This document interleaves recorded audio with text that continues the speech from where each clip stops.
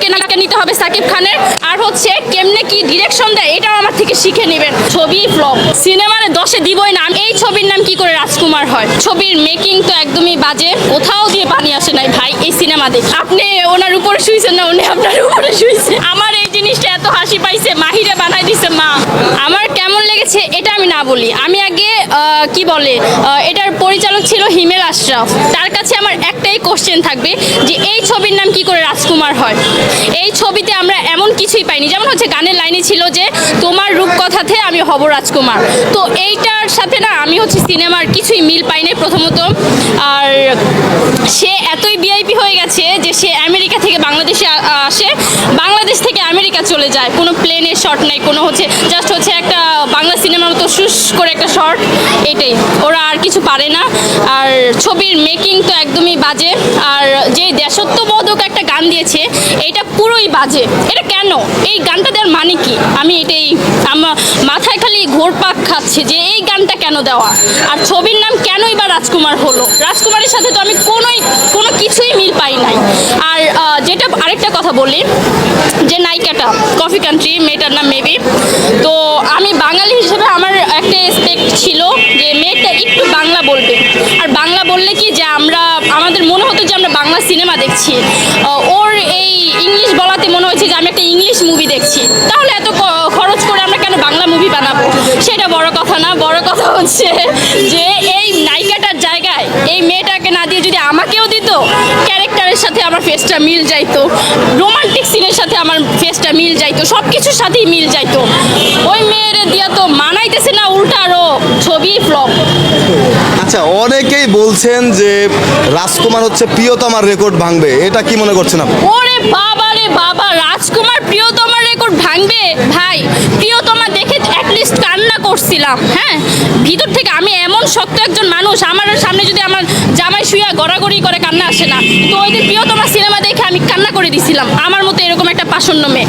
But আজকে চোখ দিয়েও পানি আসেনি, কোথাও দিয়ে পানি আসে নাই ভাই এই সিনেমা দেখে। আপনি কি বিরক্ত হয়েছেন সিনেমা দেখে? হ্যাঁ, বিরক্ত হব না কেন? আমি আমার টাকা দিয়ে সিনেমা দেখেছি, আমি টিকিট কেটে সিনেমা দেখেছি। আমি যদি মন মতো না পাই, আচ্ছা মন মতো সিনেমা বানাতে পারোনি, তাহলে তো ঢাকঢোল পিটায় বলো কেন যে গান দর্শক পছন্দ করবে। আর যে বরবাদ গানটা গাইছে না, মনে হয় কি যে ছেলে নাপাবড়ি খাইয়া গোমায়া গোমায়া করে গানটা গাইছে। এই সিনেমাকে আপনি 10-এ কত দেবেন? সিনেমার 10-এ দিবই না। আমি ফার্স্টে একটা কথাই বলবো যে সাকিব খানের মতো সুপার হিরো হিমেল আশরাফের বগল থেকে সরে আসুক, না হলে যে সুপারস্টারটা পচে যাবে। আমার হচ্ছে কি অনন্য মামুন, রায়হান রাফি, এদের সিনেমা হয়তো দেখেছেন আপনি। এদের সিনেমা একটা গল্প থাকে, মেকিং থাকে, প্লাস হচ্ছে একটা ইমোশন থাকে। আমার পছন্দের সিনেমা ডিরেক্টর বা পরিচালকের কথা যদি বলি, রায়হান রাফি আর হচ্ছে অনন্য মামুনকে আমার কেন ভালো লাগে জানেন? ওই যে মাহির সাথে একটা সিনেমা বানাইছিল না, যে আপনি ওনার উপরে শুইছেন না, উনি আপনার উপরে শুইছে, এরকম কিছু একটা বলছিল। তো এই কেমিস্ট্রি থেকে অনন্য মামুনকে ভালো লাগে, যে সে লুচ্চামি করুক, যেটাই করুক, ছবিতে লুচ্চামি দেখ আর যেটাই দেখ, লুচ্চামি সিন দেখ আর যেটাই করুক, সে সিনেমা ভালো বানায়।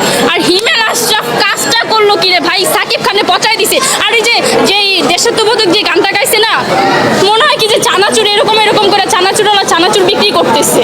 এটা ভাই কেমনে দেশত্ববোধক গান হইলো? আর একটা রিকোয়েস্ট থাকবে, নেক্সট টাইম যদি সিনেমা বানান তাহলে আমাকে নায়িকা নিতে হবে সাকিব খানের, আর হচ্ছে কেমনে কি ডিরেকশন দেয় এটাও আমার থেকে শিখে নেবেন। ভাই বুঝলাম না, সাকিব খানকে কেন লাস্টে মারতে হবে আপনাদের? আমার ক্রাশটারে পুরো মাইরা দিচ্ছে, নায়িকারেও মারতে পারতেন, আপনাদের সাকিব খানকে কেন মারতে হবে? এর জন্য আরো বেশি রাগ হয়েছে।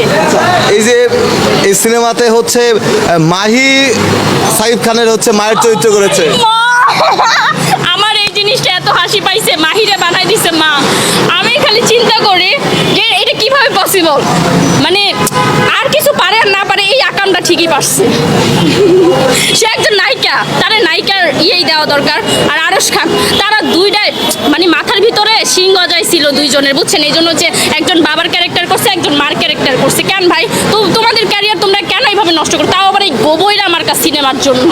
এটা হয়তো যে ইন্ডিয়ান বড় বাজেটের মুভি তাহলে একটা কথা ছিল, এমন একটা গোবইরা মার্কা মুভির জন্য আনএক্সপেক্টেড, মানে মা বাবা সাজার কোনো দরকার ছিল না। মাহি নিজের পচাই ফেলছে, আরশ খানও নিজের